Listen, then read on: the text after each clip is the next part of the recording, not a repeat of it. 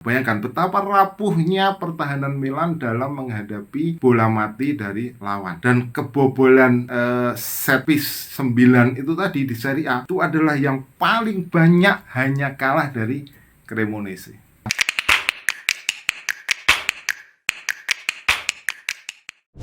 Salam pemirsa, ketemu lagi di Titis Corner dan kali ini kita akan bahas tentang AC Milan, tim yang baru lalu disebut sedang berada dalam krisis, tetapi sekarang mereka bisa bangkit dengan 3 kemenangan beruntun dan 3 pertandingan tanpa kebobolan. Lawan Torino, kemudian lawan Tottenham Hotspur di Liga Champions, dan juga lawan Monza. Semuanya menang dengan 1-0 dan tidak kebobolan. Padahal dalam fase sebelumnya mereka berada dalam situasi yang cukup sulit sehingga disebut berada dalam kondisi krisis, yaitu setelah mereka bermain imbang 2-2 melawan AS Roma padahal sudah unggul 2-0, kemudian disamakan lewat gol dari Ibanez dan juga Tammy Abraham ketika itu, kemudian kalah di Coppa dari Torino, lanjut kemudian hanya main imbang lawan Lecce 2-2, dan setelah itu mereka berada dalam situasi krisis, kalah dari Inter di final Piala Super Italia, kemudian 0-3 ya, telak ketika itu, kalah dari Lazio 0-4,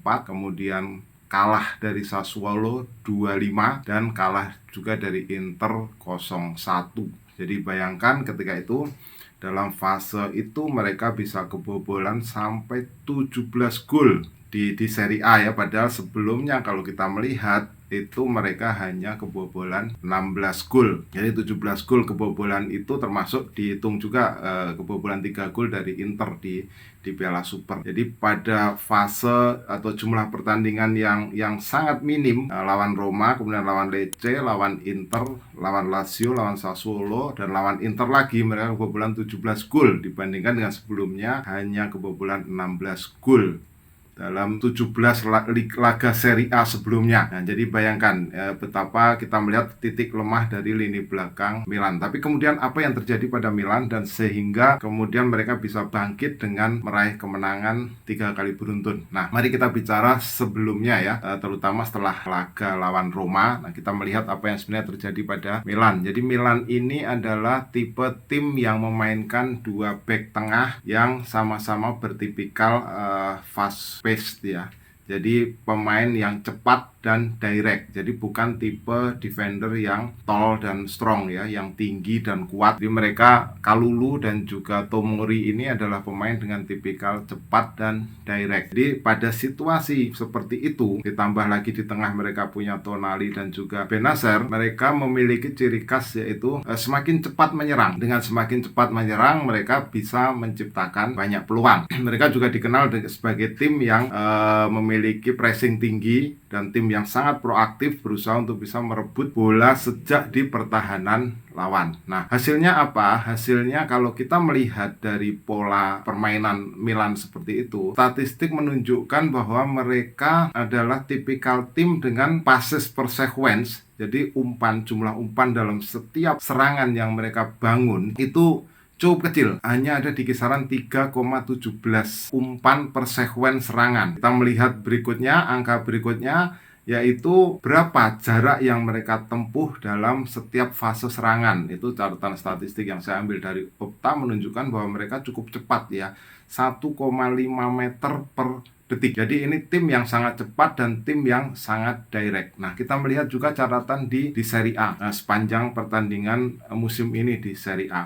Dari jumlah serangan mereka, dari serangan open play mereka, dibagi oleh Opta tipikal-tipikal serangan dari AC Milan ini, yaitu Pertama adalah tipikal sequen dengan umpan 10 kali lebih. Nah, umpan 10 kali lebih ini Milan ada dalam catatan statistik Milan itu adalah 182 serangan. Itu ada di peringkat ke-10. Nah, Napoli yang paling banyak di sini yaitu 409 serangan. Jadi Milan dalam 10 lebih sekuen umpan itu totalnya 182. Nah, kemudian build up attack, jadi membangun serangan lewat umpan-umpan pendek yang rapi, itu Milan juga sangat kecil ya, 26.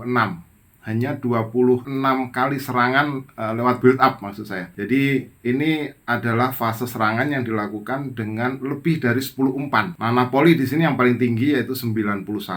Nah, Milan dengan dalam statistik build up attack ini ada di peringkat ke-13 dari seluruh tim di Serie A. Bayangkan ya, terlihat bagaimana strategi atau pola permainan dari Milan dengan dua back yang karakteristiknya adalah karakteristik cepat dan direct itu tadi.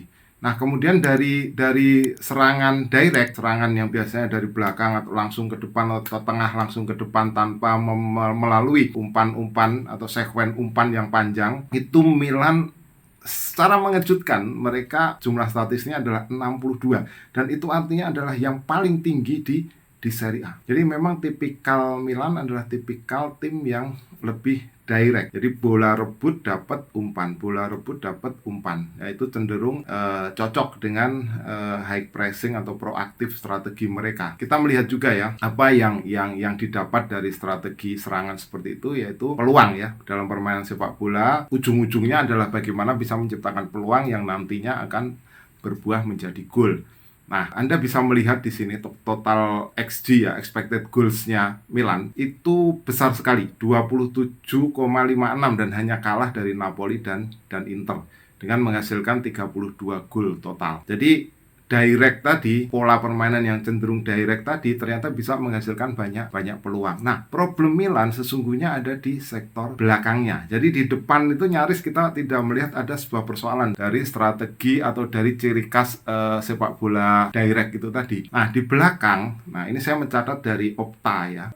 Expected goals against itu adalah peluang lawan yang mereka terima, peluang lawan yang mereka hadapi. Nah, sebelum atau sesudah pertandingan melawan Roma, expected goal against mereka itu 11,26. Itu kalau dihitung berarti sekitar 17 laga Serie A total. Tetapi setelah melawan Roma, expected goals against-nya itu adalah 17,7. Bayangkan, ada peningkatan sekitar 6,5 expected goals against-nya setelah laga lawan Roma. Nah, ini menunjukkan betapa memang lini belakang Milan itu ada problem. Nah, meskipun expected goals against-nya itu cukup tinggi ya, 17,7, tapi mereka juga cukup bagus sebenarnya pertahanannya. Itu karena 17 laga sebelumnya ya, mereka hanya kalah dari Inter, Roma, dan juga Napoli. Lalu kalau lini belakang mereka problem, sebenarnya problemnya di mana? Nah, problemnya itu karena cenderung tipikal cepat dan direct itu tadi, bukan tipikal tall and strong itu tadi. Mereka seringkali kebobolan dari set play, jadi dari bola mati lawan. Nah, expected goals against set play-nya itu 4,83 dan kebobolannya itu 9. Bayangkan betapa rapuhnya pertahanan Milan dalam menghadapi bola mati dari lawan. Dan kebobolan set piece 9 itu tadi di Serie A itu adalah yang paling banyak, hanya kalah dari Cremonese. Nah, itu ya, kita lihat titik kelemahannya di situ. Nah, kemudian kalau kita bicara tentang zone of control dalam permainan ya, sepanjang pertandingan Serie A di Milan, kalau kita lihat data dari Opta itu, titik lemah ada terutama di sektor kiri. Nah, di sektor kiri ini ada wilayah yang disebut dengan disputed zone of control, yaitu zona di mana di situ pemain lawan juga seringkali menguasai wilayah itu. Nah, disputed zone of control itu ada di sektor kiri dan wajar. Kenapa? Karena memang di situ kita melihat bek kiri Milan, Theo Hernandez adalah pemain yang memiliki tipikal menyerang. Sehingga kalau kita melihat zone of controlnya Milan dari data Opta itu, titik paling lemah adalah di sektor kiri pertahanan mereka. Nah, kemudian apa yang terjadi sehingga kemudian Milan bisa paling tidak mengatasi krisis yang mereka hadapi dengan menang lawan Torino 1-0, lawan Spurs 1-0, dengan lawan Monza 1-0. Problem memang di belakang ya. Tomori sesekali cedera, kemudian Gabbia error prone, seringkali error. Simon Kjaer juga habis cedera ACL cukup panjang. Nah, di sini kita lihat Pierre Kalulu juga pemain yang masih terlalu muda untuk bisa menahan semua beban, apalagi setelah kepergian dari sang kapten Romagnoli. Nah, kemudian ada perubahan strategi di sini dari pelatih Stefano Pioli. Dari sebelumnya 4-2-3-1 mereka beralih ke 3-4-3 dan 3-5-2. Nah, masuklah di situ ada Malik Thiaw. Ini pemain yang didapat dari uang bonus penjualan, kalau tidak salah ya, uang bonus penjualan Lucas Paqueta ya ketika itu ya, mendatangkan Malik Thiaw, pemain yang posturnya cukup tinggi, 190. Nah, ini bisa mengatasi setidaknya problem terhadap bola-bola mati seperti yang tadi sudah saya jelaskan. Nah, kemudian juga dia ditempatkan di sektor kiri, di mana di situ adalah disputed zone of control dari Milan, dan seringkali dia tampil cukup bagus ternyata di posisi tersebut. Nah, memang tidak hanya Malick Thiaw seorang ya yang bisa membalikkan situasi krisis di Milan. Artinya ini adalah kita melihat bahwa ada kerja tim juga di sektor depan juga, setidaknya mereka tidak banyak membuang peluang. Tetapi memang kehadiran Malick Thiaw ini cukup krusial dalam rejuvenasi Milan ya, kebangkitan Milan dari krisis yang mereka hadapi. Nah, kira-kira seperti itu bahasan tentang AC Milan. Silahkan jika Anda punya komentar, silahkan tulis di kolom komentar. Kita ketemu dalam pembahasan berikutnya. Salam.